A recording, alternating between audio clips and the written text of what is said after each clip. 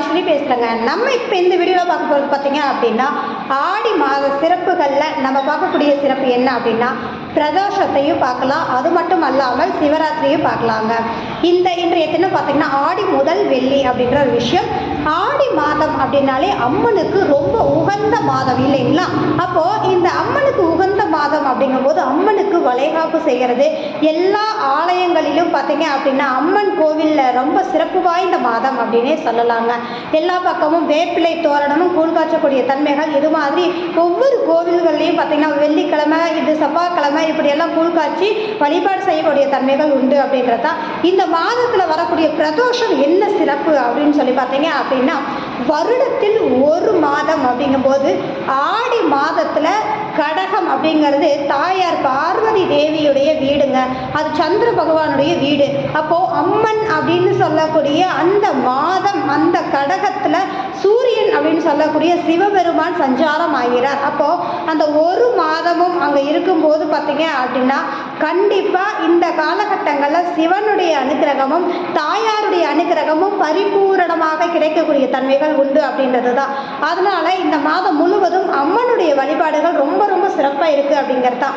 அப்போ இந்த பிரதோஷ வழிபாடு அப்படின்னா என்ன அப்படின்னா அதாவது சிவபெருமானான சிவன் பார்வதி தாயாருடைய வீட்டில் இந்த மாதம் முழுவதும் இருக்கும்போது வரக்கூடிய பிரதோஷ வழிபாடு எடுக்கும்போது நிச்சயமாக உங்களுக்கு தாயாருடைய அனுக்கிரகமும் தந்தையுடைய அனுக்கிரகமும் கிடைக்கும் அப்படிங்கிறத கூடுதலான ஒரு விஷயம் என்ன அப்படின்னா இந்த வீடு கால சக்கரத்திற்கு 4வது வீடு. 4ன்னா சுகஸ்தானம், கரு உருவாகக்கூடிய இடம் அப்படின்னு சொல்லக்கூடிய அமைப்புகளில் அங்கே குரு பகவான் உச்சமாகிறார் அப்படின்ற ஒரு விஷயம்தான்.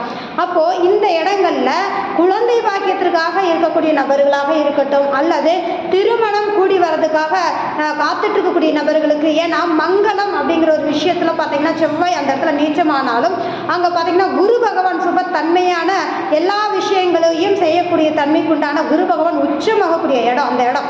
அப்போ அந்த வீட்டில் வரக்கூடிய அமைப்புகள் அப்படிங்கும் போது பார்த்தீங்கன்னா திருமணம் ஆகாதவங்க இந்த பிரதோஷ தினத்தில் அன்னைக்கு போய் நீங்கள் மஞ்சள் குங்குமம் வாங்கி கொடுத்து திருமணத்துக்கு நீங்கள் வேண்டிக்கும் போது கண்டிப்பாக சிவபார்வதி அனுக்கிரகத்தோட உங்களுக்கு திருமணம் ஆகக்கூடிய தன்மைகள் உண்டு அப்படின்றதா. அதனோட குழந்தை பாக்கியத்திற்காக காத்துட்டு இருக்கக்கூடிய நபர்கள் பார்த்தீங்க அப்படின்னா சந்தனம் வாங்கி நீங்கள் பிரதோஷ வழிபாட்டுக்கு நீங்கள் கொடுத்து அந்த பிரதோஷ வழிபாடை நீங்கள் பார்த்து வரும்போது கண்டிப்பாக குழந்தை பாக்கியங்கள் கிடைக்கக்கூடிய தன்மை உண்டு அப்படின்றதா. எப்போவுமே கிரக நிலைகள் என்னவோ அதை வச்சு தான் ஒவ்வொரு விசேஷங்களும் நிர்ணயிக்கப்படுது அப்படின்ற ஒரு விஷயம். அப்போது இது உலகத்தையே ஆளக்கூடிய சிவபெருமானும் பார்வதி தாயாரும் இணைந்து இருக்கக்கூடிய மாதம் அப்படிங்கிறதுனால தான் எந்தெந்த விசேஷங்களையும் இந்த இடங்களில் சுப நிகழ்வுகள் சார்ந்த விஷயங்களை ஒதுக்கி வச்சு முழுக்க ஆன்மீகத்துக்கு மட்டுமே முக்கியத்துவம் கொடுக்கக்கூடிய ஒரு மாதமாக இருக்குது அப்படின்றதா. ஏன்னா ஒவ்வொரு செயல்பாடுகளும் ஆடி மாதம் அப்படிங்கும்போது ரொம்ப ரொம்ப விசேஷமான மாதம் அப்படிங்கிறது தாங்க. அப்போது இதில் வரக்கூடிய சிவராத்திரி அப்படிங்கும்போது பார்த்தீங்க அப்படின்னா அதாவது 22/7 மாதம் செவ்வாய்க்கிழமை உங்களுக்கு பார்த்தீங்க அப்படின்னா பிரதோஷமும் புதன்கிழமை அப்படின்னு எடுத்துக்கும் போது பார்த்தீங்க அப்படின்னா சிவராத்திரியும் வருது. அப்போது சிவராத்திரி அப்படின்னாலும் சிவனுக்கு உகந்த ஒரு அமைப்பு அப்படிங்கும்போது இந்த சிவராத்திரியை அனுசரிக்கும் போது கண்டிப்பாக இந்த மாதம் உங்களுக்கு நற்பலன்களை அளிக்கக்கூடிய மாதமாக இருக்குது அப்படின்றது தான். அப்போது இந்த மாதத்தில் நிறைய சிறப்புகள் வந்துட்டே இருக்குது. அடுத்தடுத்த வீடியோக்களில் ஆடி மாதத்தின் சிறப்புகள் ஒன்றொன்றாக பார்க்கலாங்க. மிக்க நன்றி.